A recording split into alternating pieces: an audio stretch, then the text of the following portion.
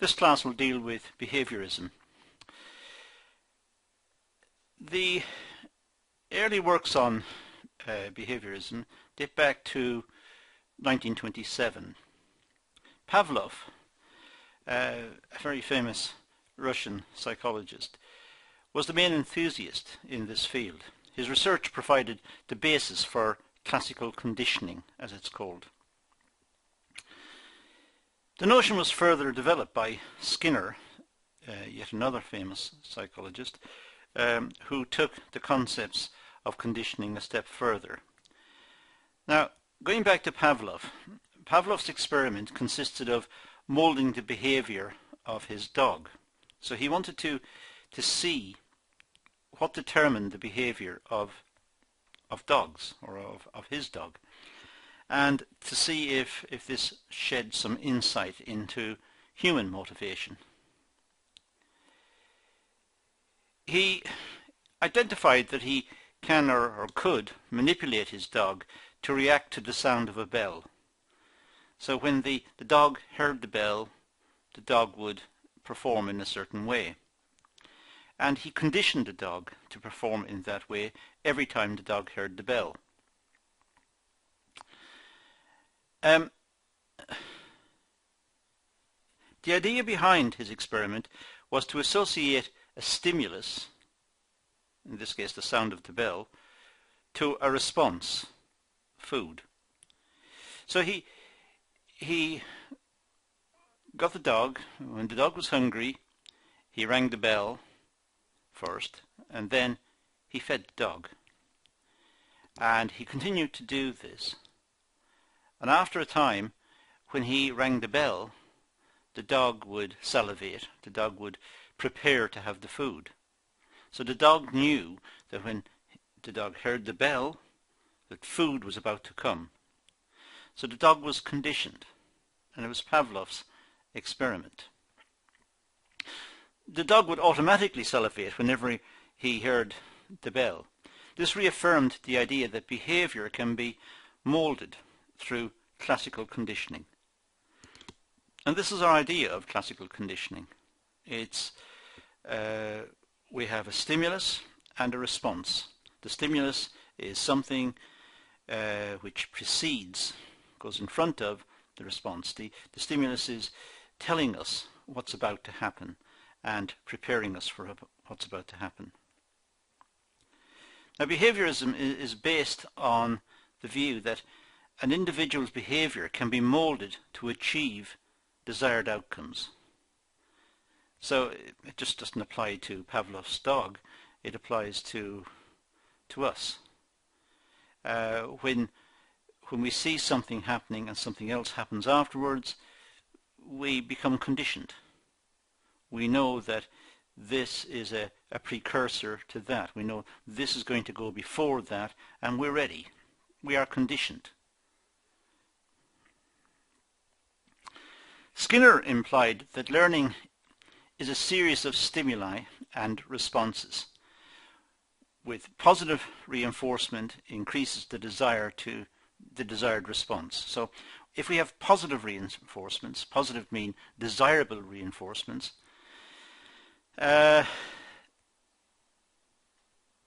increases the anticipation of the response. We're looking forward to the response more. So in the case, let's go back to Pavlov's dog. The food, let's say, was enjoyable. The dog looked forward to the food. The dog heard the bell. The dog knew that food was coming next. That was a positive reinforcement. It was something desirable. The dog looked forward to it. So Skinner was identifying positive and negative reinforcements. Negative reinforcements can encourage positive behavior. The threat to somebody, the threat of losing their job, can lead to better work because they're being threatened. If they don't work better, they will lose their job. And the individual knows not to repeat the behavior which led to the punishment, which led to the threat. So it's a negative. If you don't improve your work, you will lose your job. That's negative. But it can lead to a positive behavior. It can lead to better workmanship, better application at work, because of the fear of losing his or her job. Achieving positive behavior through negative reinforcement will only exist so long as the threat is hovering over the individual. So if a worker is threatened that if he or she does not improve the quality of his or her work, they will lose their job. Now that's a negative stimulus. So they will then improve the quality of their work. But if the threat is taken away, if management now say, well, actually you're doing your best, we're not threatening you with losing your job anymore, just carry on, the person will revert back into bad workmanship, the chances are. So the positive outcome only stays in place as long as the threat is seen to be credible. Now, the underlying assumptions of behaviorism. Well, learning occurs through perceived change in behavior. So learning occurs through observing the behavior. We learn all the time by classical conditioning. We're constantly on the lookout for signals at work, or in our communities or in our home. If an alarm bell sounds, we know something has gone wrong. We are conditioned. So we learn all the time to pick up on the signals that are around us. Sometimes we recognize if the alarm bell goes off, it may be a false alarm, but we still treat it seriously. We expect that to be just a bad incidence, a faulty piece of equipment that has given a bad signal. The external environment plays a vital role in driving behavior. For example, career development opportunities are competitive rivalry from work colleagues. So the external environment plays an important role in driving our behavior. When we're threatened at work by if we don't improve the quality of our work, we will lose our job. We will improve the standard of our work. We will improve our application if we wish to keep that job. If we wish to continue working for that company, we will have to improve our performance. And our performance may be itself determined by what's happening around us. If we see other workers performing well, we become more diligent as a consequence. Or if we see opportunities around us that require certain skills, we may wish to pick up on those skills.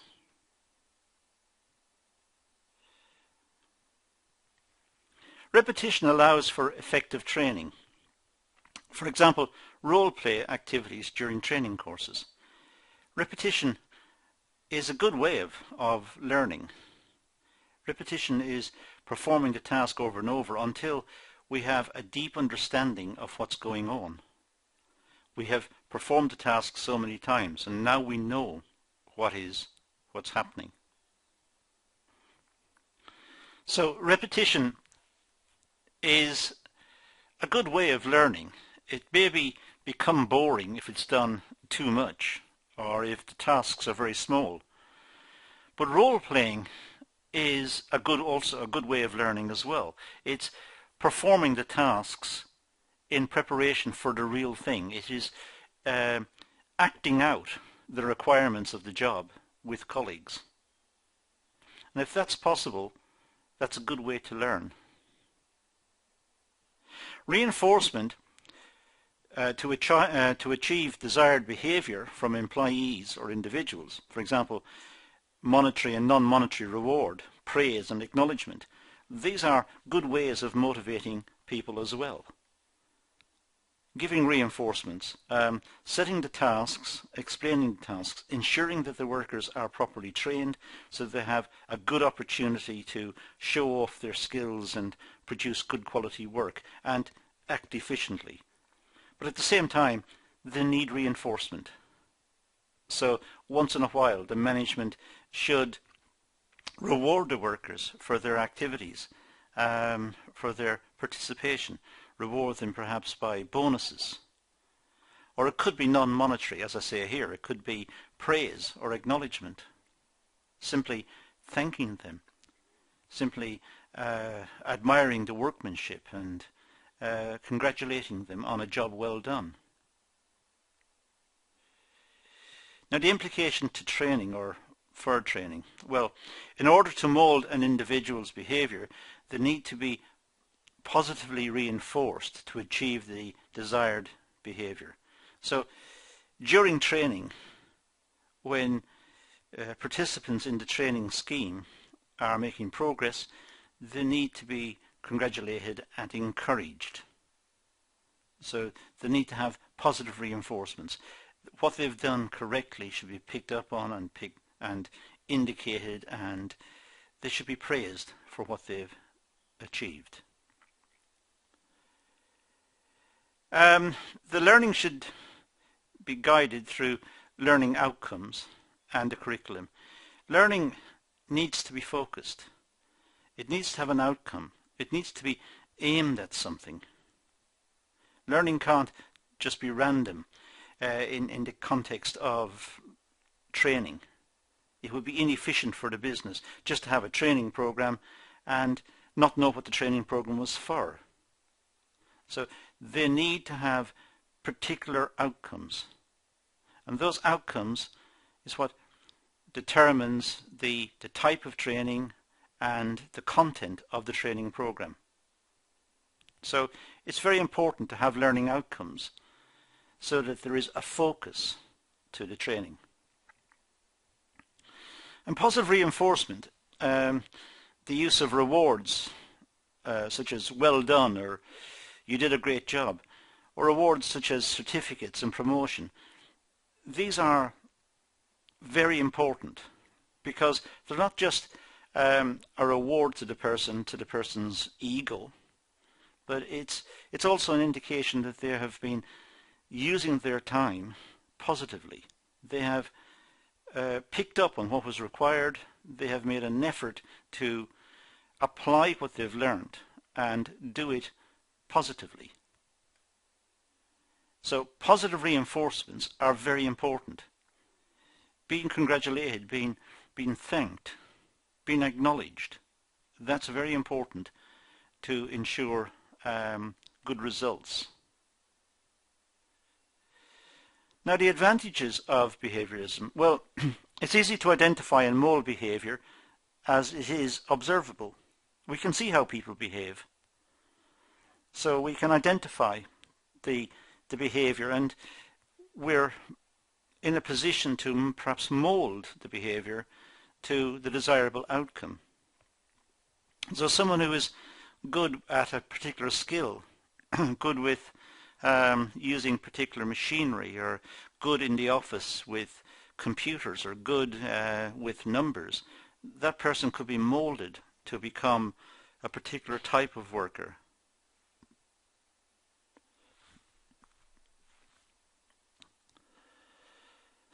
The measurable learning outcomes allow for effective learning.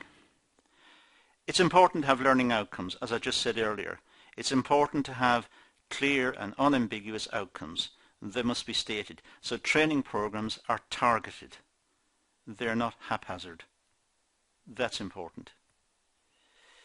The value of role play and scenario activities, displaying what's expected. These are very good. They're particularly good in areas like health and safety, where scenarios can be set up to show what is dangerous or what's not dangerous, or to show issues where someone is ill and how to treat them and so on. But role play is very important if it can be applied and if it's meaningful But in many training programs where the purpose of the training program is to teach or impart some sort of idea about a skill that's required, then there might be an opportunity to role play, to let the participants have a go. Let them try out the machine, or let them try out the software, or let them get hands-on experience. So there may be opportunities there for that.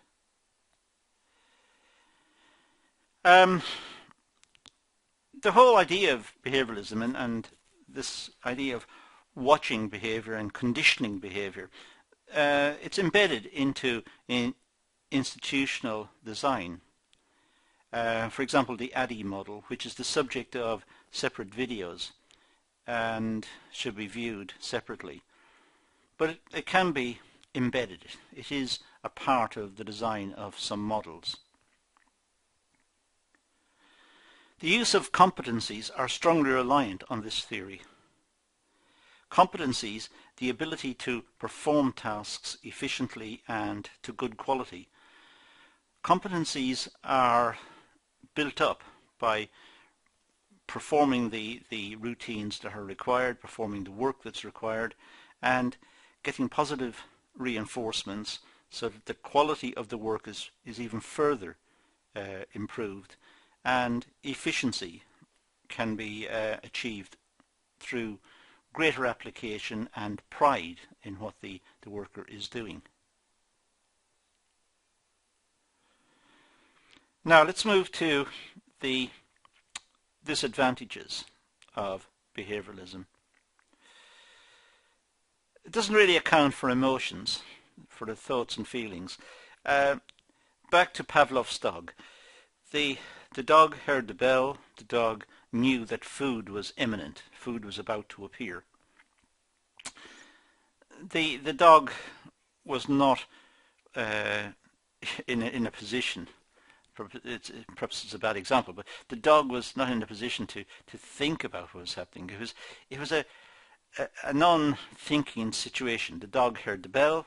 The dog expected food. So thoughts and feelings do not enter into this. This is conditioned. It's when we hear a fire bell, our immediate response is to get safe, to leave the building and to move to a safe place. We don't sit down and start to rationalize it and think about it. We don't take our feelings into account. Perhaps we have feelings of fear. We're afraid the building is on fire. We don't do that. We don't sit down and think about our fear and think about our emotions. We just leave the building. So it's almost an automatic response. So it's conditioned. It's a very narrow approach, only focuses on rewards and punishments. There's nothing else. The dog heard the bell, the dog was rewarded by some food. After a while, when the dog heard the bell, the dog salivated. It knew that food was going to come. It hadn't arrived yet, but the dog was ready for the food. It's a very narrow approach. It's just conditioned. We know that there are rewards and there are punishments. And we see a particular stimulus or we experience a particular stimulus, and we know what's going to follow next is reward or punishment, depending. The theory has strong links with Taylor's scientific management. And in today's society, this is not really an effective approach. Scientific management, measuring everything and controlling all aspects of work down to a fine detail, that's not really the modern way of working. Not only do we rely on people applying themselves willingly, but also the nature of work itself has changed. Taylor's concept was it was interesting in the early days of industrialization, the application of scientific management. It fitted in with the way people thought back in the earlier parts of the 20th century. But with the advent of advanced computer networks and very smart software and so on, it's not so much talked about nowadays. But the idea of behaviorism is when everything is measured, when lots is measured, and there is a feedback which is rewarded, is a reward or is a punishment.